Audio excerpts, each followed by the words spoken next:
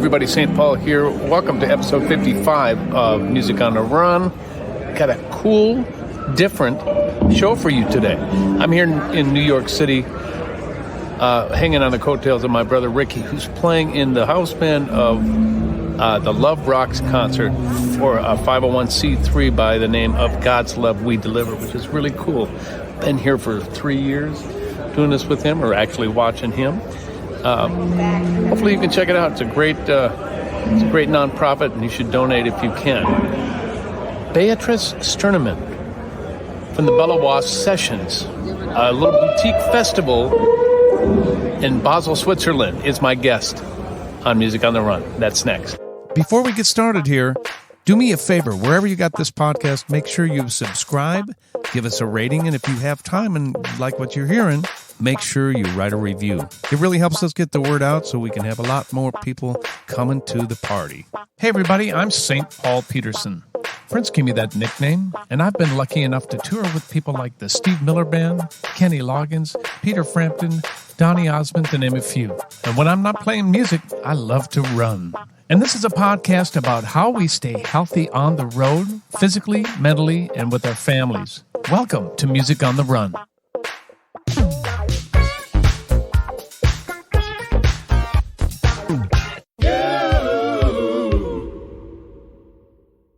Hey everybody, St. Paul here, and welcome to episode 55 of Music on the Run. Glad to have you back. Hope you had a great month. Finally starting to warm up here in Minneapolis, Minnesota. Been running outside.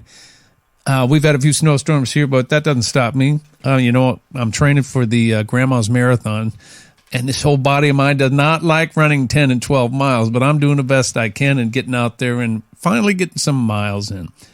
Got to go down to Florida for a couple of days, and that was fun, except a different kind of a challenge with training.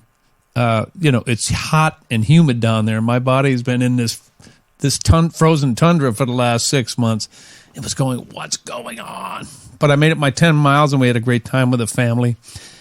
But, and the other thing is we had a wonderful fundraiser for the Peterson Family Scholarship in Jazz Studies. Not only did we have our Funk Friday online auction, that kind of carried over into our actual concert that we did with the U of M jazz ensembles, all the college students there under the direction of Dean Sorensen. We ended up raising over $10,000, which is not a small amount, and we are going to be able to help more kids study jazz right here in Minneapolis, Minnesota. So we're so thankful to all of you who were able to contribute, and we'll keep doing it. We're going to keep going with Funk Friday and, of course, with Music on the Run. Today's podcast is going to be just a little bit different. You're used to seeing me interviewing artists or actors or those kind of things, but today we're going to interview someone who is responsible for hiring artists, which I think is going to be very, very cool. This woman is the CEO of a boutique music festival in Basel, Switzerland, called the Balawa Sessions. And they've had everyone from Miles Davis to Elton John come to this little intimate theater and perform. It's a one-of-a-kind thing. Please welcome Beatrice Stirnimann. And you have to excuse me. May I call you Bea, or would you prefer Beatrice? You can call me Bea as well, if that's fine. Probably easier for me to pronounce. Many old friends call me Bea. Okay, all right. Well, we're old friends now. We're old friends, yeah. And did I butcher your last name as badly as I think I did? No, it was very good. Stirnimann. Very good. Thank you very much. I had some coaching from our mutual friend, Davide Raso, Davide is the producer of Music on the Run, and and you go back quite a ways, don't you? Yes. Many, many years, when we were young and wild, and he was still living in Switzerland. Right, so Davide grew up, I think, close by you, and you were friends for years, and those kind of things, yeah? Yeah. We spent a lot of time, doing stuff that you do when you were young, go and have a bath in the swimming pool and stuff like that, and lot of fun. And he was playing in a band, and we went to see him when he was playing in this band. And yeah, really long time. I think it was in my 20s. Is that right? Yeah. Man, that was yesterday. You look great. So tell me about the Balawa Sessions. Will you just give me a kind of an overview of what this is for the people here in my audience who don't know what that is? Yeah, when you made the introduction, you said it's a boutique festival. Actually, it's a festival, but a very small festival. But we love to welcome big artists at our festival. And what is special about it is you sit at tables with candlelight. So like in the old clubs where jazz was played, so that's what we do. And we have 1,500 seats. And everybody sits at a little table, can have a drink and a glass of wine or whatever they would like to drink, and candlelight, and that's how you watch the shows at our place. So it's very intimate, very special, and that's what we do. Tell me a little bit about the history of this festival. How did it start? It started, well, now it's 37 years, but we had only 35 editions. So it started 35 years ago, and it was a really regional, very small festival. It actually came out of an event agency. We used to organize events for companies, and the festival was like the way how we could show how we work. But it was very small. It was first it was an open air thing, and then we went indoors. We were playing at 5 different places in town, and it was more in jazz, blues, gospel. That's how it all started. And we were, I don't know how we can say that, we were very lucky because already in the 3rd year, Miles Davis was coming to town. So how did you get Miles? Did you just ask? Did you just ask his agent? I have to admit, at that time of the festival, I was not already working for it. Okay. I was not one of the founders, but I came 7 years later. I joined in. So it was also for them, it was very special. So I bet. That's the story behind that. Right. But I know they just dropped because I heard the story many, many times, and you were still writing letters at that time, and they just wrote a letter, and somehow in this business, you need to be lucky. And sometimes you are very lucky, and that was one of the moments when this festival was more than lucky, and that's how it happened. So, yeah. Then it turned into more of a multi-genre festival. When did that happen, when it transferred out of the gospel and jazz and blues? Well, that came slowly because music is very broad, and then you bring in the blues side, and then you talk to other artists, and they say, hey, you can bring also this person or this artist, and the jazz gospel genre was quite, it's only a small part of people you can attract, and we knew there is more, and we wanted to show more all the sides of the music that there are. So we also tried our luck and wrote to other people who were in pop or in rock, and you have to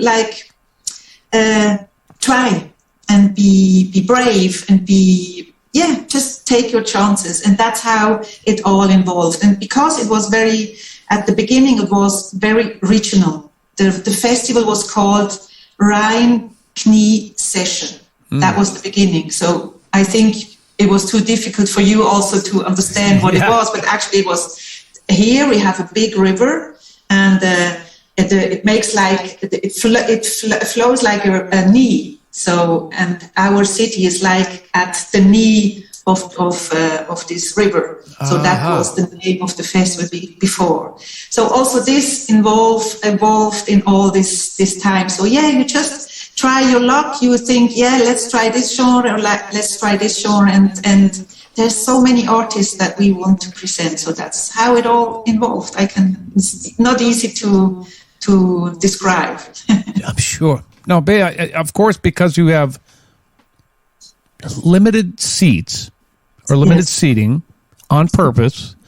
Yes. But you're attracting people. Instead of filling 1,500 seaters, they could fill 15,000 and beyond that. Yeah. How does that work out? I saw when I was doing my research on you that you have sponsors that were very excited, and you've had a few sponsors along the way. Did they just come to you and say that we want a part of this, we want to support you? Do you know the history of that? Yeah, I know the history of that. It's not always that people come and say they want to support us. Some want, but also this, if you want to have a festival like this, everything is hard work, because you have to convince people, because you need money to do this. Money is not something that you find hanging on the tree, or it's not in the street. So it's also hard work. And right. I think that's how you have to believe in yourself. You have to believe in your strength. You have to believe in what you want to do, where you're going to go. And you have to believe in the decision that you say we only have 1,500 seats, even though we could have 6,000, because this is part of the concept. And you just keep thinking about, can we change this? Can we change that? Which sponsor maybe fits us? Because if you go to a sponsor that maybe sells very cheap stuff, it doesn't fit with the image that we want to have as a boutique festival. So rather have one sponsor less in 1 year, but have the best one in 5 years. So it's like, it's heart. It's the heart. Everything we have done for this festival is with the heart. So I think that's the secret of it. It's like the secret. The heart for music, that's how it works. Yeah, it sounds so similar to what the actual music business is from my side, the artist side. You have to find money. You have to find people who believe in you. You have to have heart. You have to work hard. It's not easy. These are all very parallel universes that we live in, and it's very, very similar, don't you think? Yeah, because in this business, you need to love what you do. You need to love the people that you meet. You need to love everybody who is part of the festival. So, I think if I couldn't do this job anymore, I would be like a plant with no water. So this is what I get out of this. It's just, Tell me your background from when you were a kid. Did you love music? Is this something that you saw yourself doing? No, I never expected myself to work in this business. It was also pure luck. Okay. But what I always did, I can't sing. I never learned how to read or write music or so, but I was always a music lover. I remember, and this was something that just happened to me as well. When I was a kid, I was 12, 13, 14. There was a club here in Basel, a night club. And the music they played every weekend was aired on the radio. And I was sitting at home with my tape. Yeah, oh yeah. And I was taping the songs that I liked out of this nightclub.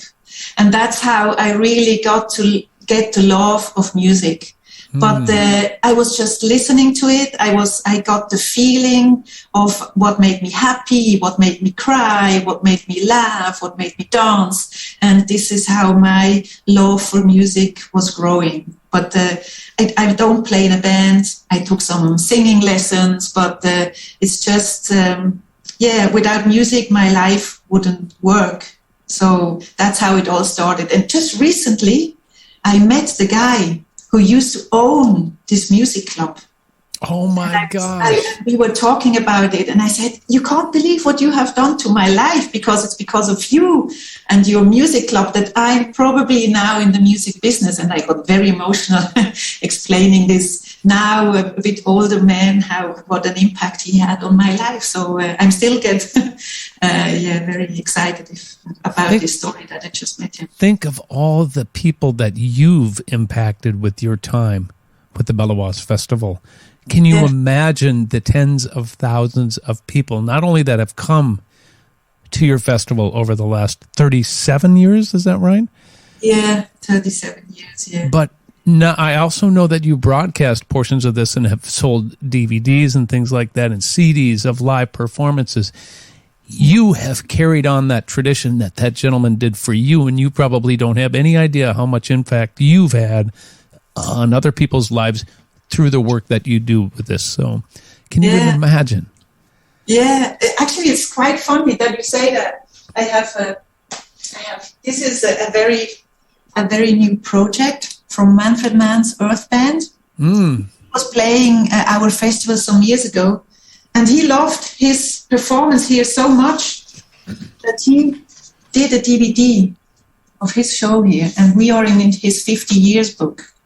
So this is the show that he played, that we recorded from Manfred For those of you who are just listening on the podcast, she's holding up a 3 CD big booklet and full of 2 CDs and a DVD of his performance, right? Manfred Mann's Earth Band, where we are part of his Manthology, 50 years of Manfred Mann's Earth Band. So it's just amazing. Incredible. See, you have impact not only on the people who are listening, but the people who are playing. And so you weren't trained in the music business. How did you came through college? What was your major in college? In university? I started economics and marketing. That's how I started. But I always knew I would never go and work with bank, or I would never go and work with an insurance. I knew that my destiny was something else. And I started just before my studies, I started as a volunteer, actually at this festival. Tell me about that. I want to know how you grew through this whole festival to be the CEO. I want to know all the different jobs that you had and how you got to where you are today. I did everything. So I started as a volunteer, and I was like doing the backstage hospitality for the artist, or I was checking the tickets at the entrance, or I was like the driver for the artists. So that's how it all started. I didn't get paid for that, but I was just like, you could like write them and say, hello, I would like to help because I love music. And I did that for almost 12 or 13 years before I actually came into the organization. So that's how it all started. But I got into the organization for the event part, where we used to organize corporate events.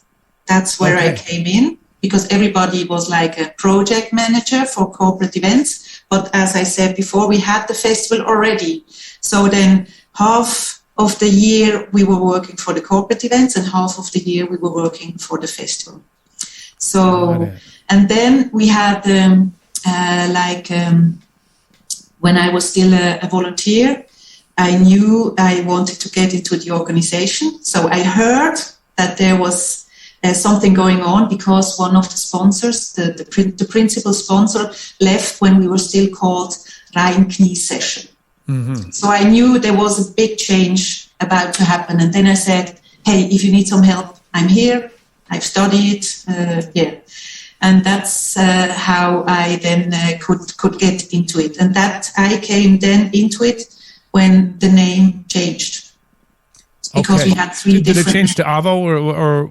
Exactly. We changed to AVO. And I was like doing part of the marketing concept for the new festival. That's how it started, because I had a degree in marketing. Right. So you actually... You could use your training from university and your love for music and your history with the organization to be able to plug in and help market this new name for this festival. Exactly. So you were able to do all of that. Yeah, but that was part of it, because we were 2 people then working all year just for the festival. That was the other change. Only 2 people on payroll? Well, there was this event company that did corporate events, but we just focused then on the festival. So that was and then when the festival was coming closer, then everybody from the corporate event company was coming to help, and we had many other volunteers. So we grew. We were, let's say, 50 people, and then they all left again, and then we kept on working on the on the festival. So they come and go when you need them. Yes, I exactly. understand. Yeah. What was your next job after marketing for this festival? Oh, it was called marketing, but I did everything. Oh, give me an example of what a day in the life of Bea looks like when you're planning a festival of this magnitude. You must be running from driving people to calling artists, and tell me what that looks like. A day at the festival. We're going to take a little break from the interview right now because I want to tell you about a couple of really cool things. First of all, we're having so much fun with our weekly 1-minute funk jams called Funk Friday. We've had so many world-class musicians on Funk Friday, including members of the Steve Miller Band, Fleetwood Mac, Daryl Hall and John Oates, Earth, Wind & Fire, just to name a few. You can check that out on all of our social media, but you can also see it on our YouTube channel. I also want to take this opportunity to thank all of our members who have supported us on Patreon. Don't know what Patreon is? Go to www.patreon.com/Music on the Run podcast, and there you'll get all sorts of information on how you can financially help us produce this podcast. There are all kinds of incentives listed there on the website, and there are many different levels on how you can become involved. We could not put on this podcast without our patrons. All right, let's get back to the interview. A day at the festival. Well, I have to remember because, we haven't happened for 2 years now. So and we will talk about that too. So it starts like this. So I get up at 6:30. I read my emails. I drive to the venue because I want to be there like when the first people arrive. So maybe there's the truck is coming, so I want to say hello to the truck drivers. I want to welcome them because to me, everybody who comes to the festival is important. No matter if it's the artist or if it's the truck driver or if it's a stagehand or whatever. I want to be there and say hello to everybody. So I am there already early in the morning and I just talk to the people. And then if I said hello to everybody, I go to my office there. I talk to everybody who is there. Maybe I have a contract to read that is not signed yet because of the broadcasting rights. Maybe I have to go and get somebody picked up at the airport. Sometimes I drive to the airport in Basel or to Zurich. What can I say? That's a lot. And then when the artists come, I go and pick them up at the entrance. I bring them to the dressing room. I help when there's interviews to be made. I talk to the production manager, to the tour manager, to the artists. We have a very special project with this calendar that you see here. I try to convince all the artists that we may take a portrait of them. So I'm just there trying to keep everybody motivated and make everybody feel at home. That's my job. I want everybody to feel at home. And I want people to go home and say they have never been to a festival where people were laughing so much. Because we are the festival where a smile is the most important thing to make everything work well. So we are a family and we want people to smile when they leave. That's what we do. You mentioned that everybody is equally as important to the next, whether you're the artist, you're the manager, or you're the catering person or the truck driver.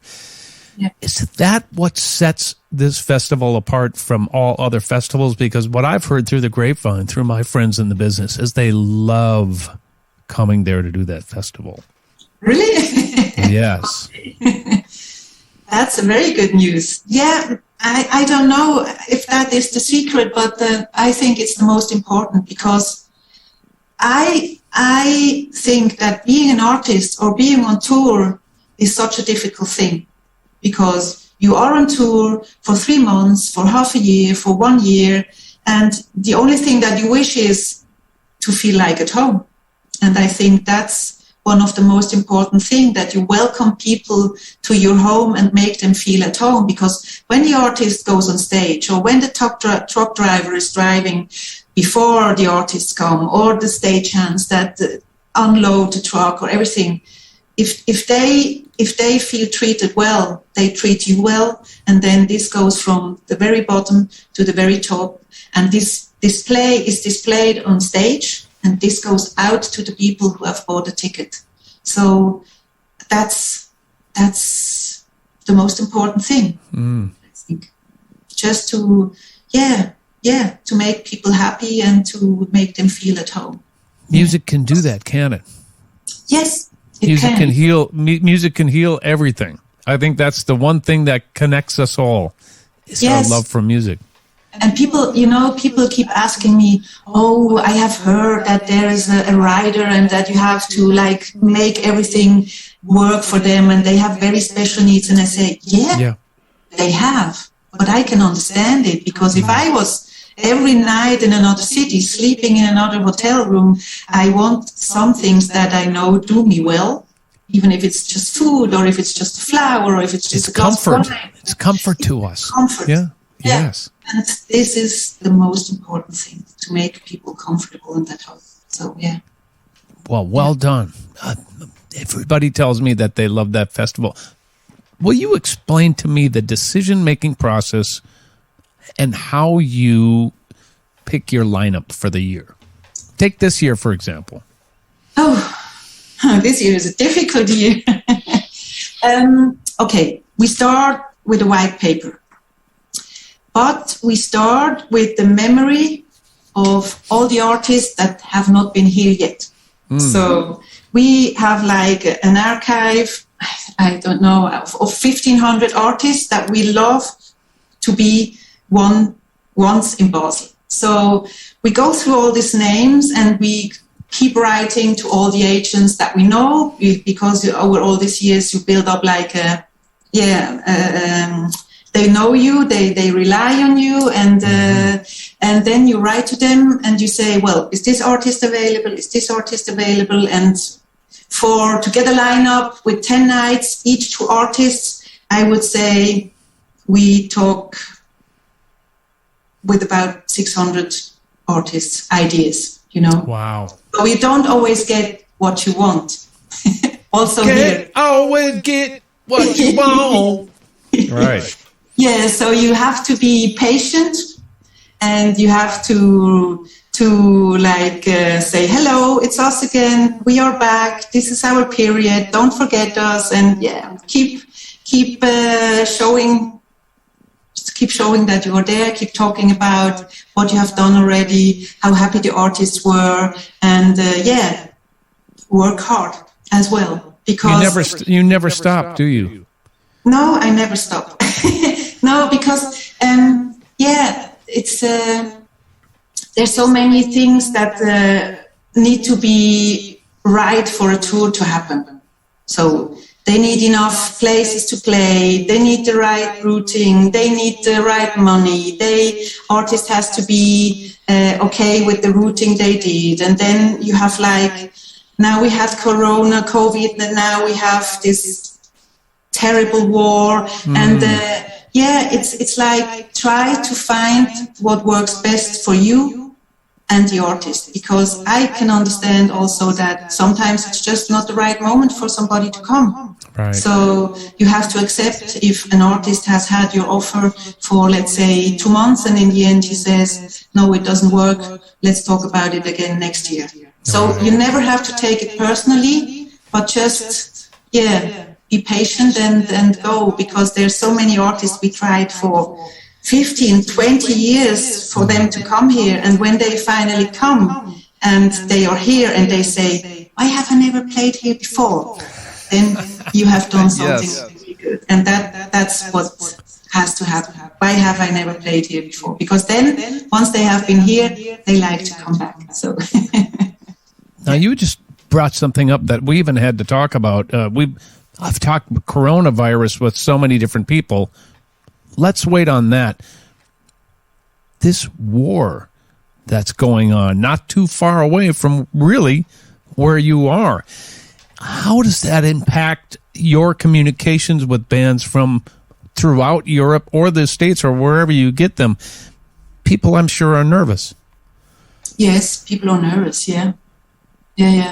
So I know already many tours who will not happen, who will be postponed because of this, because, they would also been touring around these countries, and it's here, it's Europe. You can fly there. It's like you flying from Miami to New York. Yes. It's just around the corner. I can drive to Germany, through Germany, to the border of Poland, and then you drive through Poland and you are there. It's just not imaginable. It's just, it really is unbelievable, and it makes us all, worry. And well, I hope that this all resolves, for everyone involved way before your event. I hope your event can come on and help heal some hearts. And, again, like I mentioned earlier, music is the great unifier. And I just hope that, that your festival can continue on. Explain to me something that's known, because this war is unknown and how it will impact you. And it was kind of an unfair question, but I appreciate you answering it to the best of your knowledge. You had to pivot in the last 2 years to go from 34 years or whatever it is of live events, and then here comes COVID, and you have nervous artists who can't travel, and you can't travel, country to country, and it had to be extremely difficult for you to pivot, but you did it. How did you do it?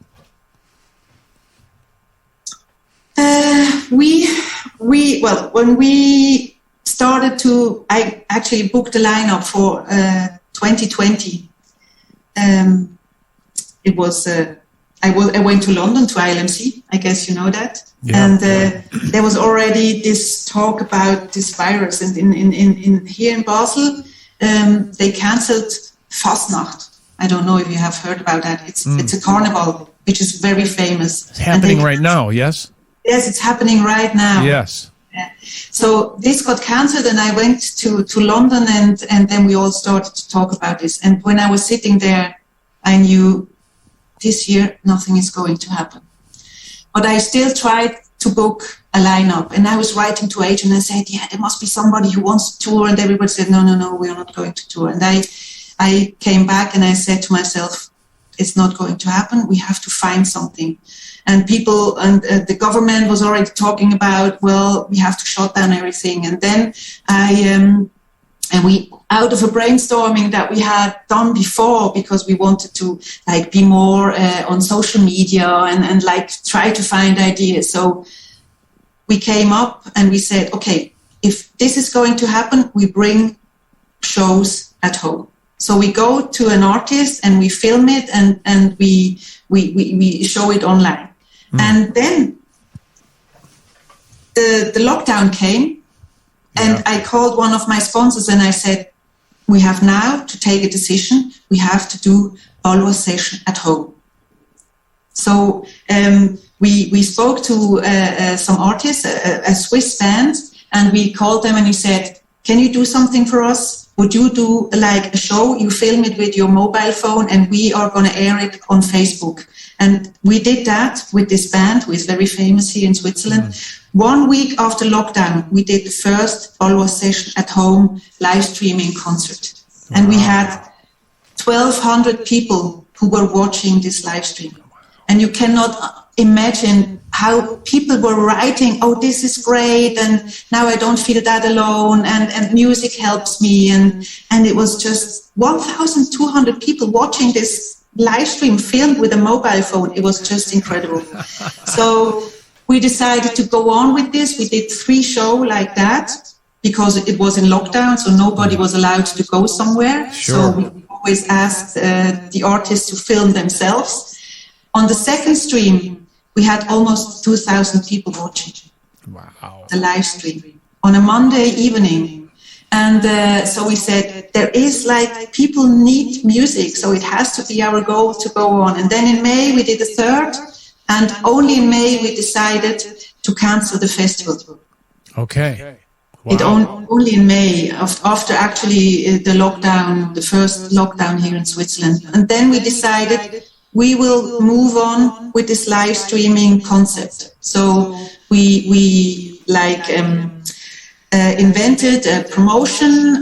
We were looking for some media sponsors, and we got some money from our sponsor, from Basel Versicherung, which is an insurance company.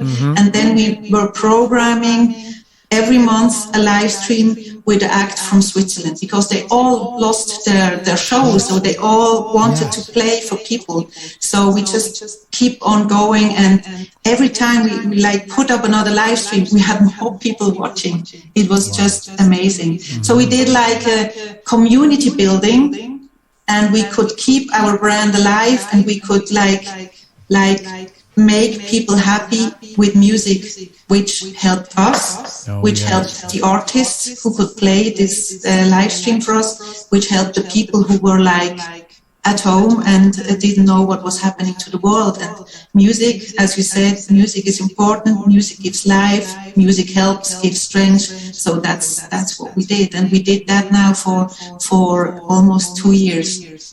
So but your live streams have gotten a lot better than just a single iPhone. I got to tell you, I looked at the footage that you have up from your most recent stuff, and it's beautifully shot. Are you shooting it now in that theater that you have, that 1,500 seater? No, but actually, where we shoot it in the end, we started with every artist's home, because we were in lockdown. Then we started to go to artists' places, and then I just realized it is so difficult, because we always needed a secure internet line. So yes, you do. So then I decided to look for a place where we could stay every month. And then I went to the club where actually in the first 3 years was one of the locations we played. So it's a very famous music club here in Basel. And then we went there and just like build up everything technically that we needed. And what was the nice thing about that is that I could like call for people who normally work for the festival. So I did the recording company, the guys that normally are at the big festival, they came there with a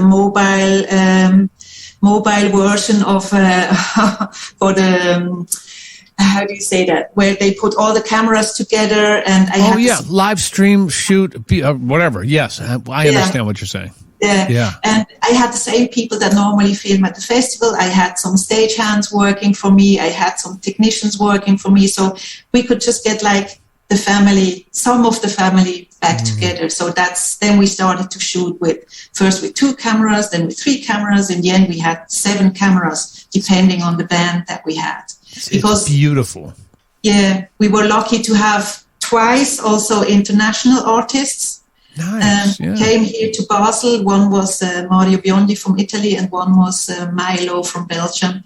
And with Milo, we had 6,000 people watching the live stream, because that was just shortly when the second lockdown came. And then we had a Swiss-French artist, where we had 8,000 people watching the live stream, not the one that you could watch VOD, but really the live stream. And on the VOD side, we had up to 350,000 clicks on each show that we produced. It's totally crazy.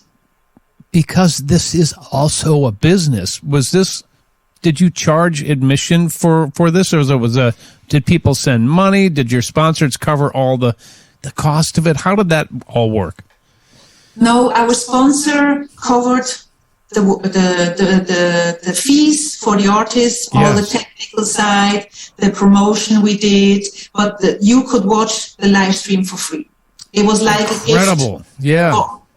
Yeah, it was a gift, and it was watched. Many people watched it and you could, they could like comment. Yes.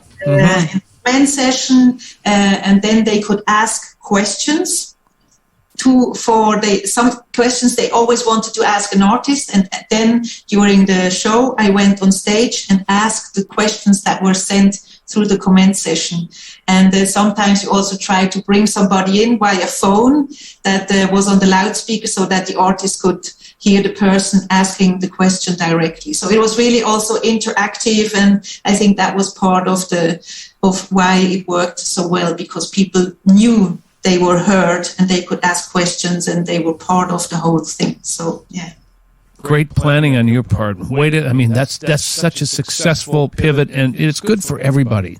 Not only is it good for your brand in the festival, it's good for the musicians, it's good for your crew, it's good for your family, it's good for everyone who's watching, and it's good because now you're in a position, we hope, to be able to do this live again. And tell me when the festival is. It's in October, yeah?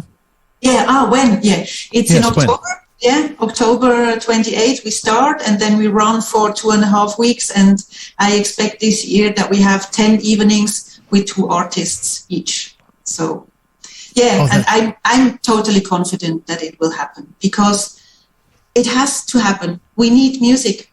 Yes, artists need to play. Artists want to contact to the fans again. Otherwise, the world is not a good place. So, yeah, I just make everything to make it happen again. I have no doubt about that. Before I let you go, it would be fun for me and my listeners to know some of the most memorable moments of the festival since you've been there. Do you have anything that stands out? Oh, I have many things. Give me one example, yes.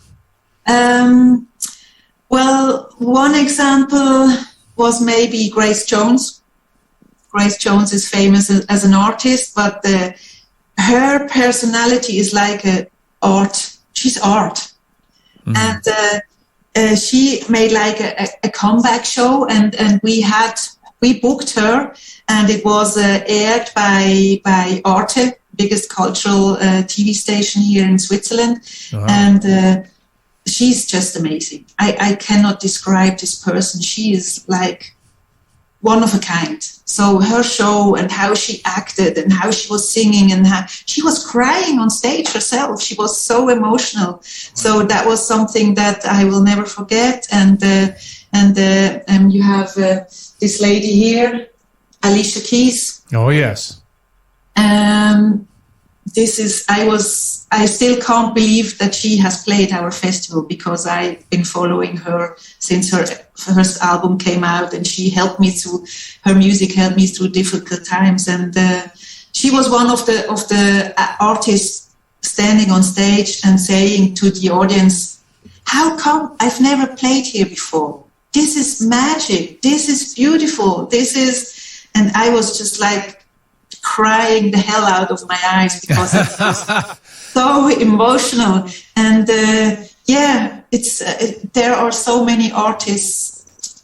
You cannot describe what it means when you've been waiting for them for 12, 15, I don't know how many years, and finally they are here. It's just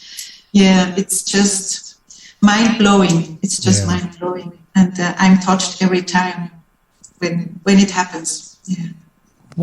Do you have any goals or dreams for this festival moving forward? Anything that you'd like to do that you haven't done?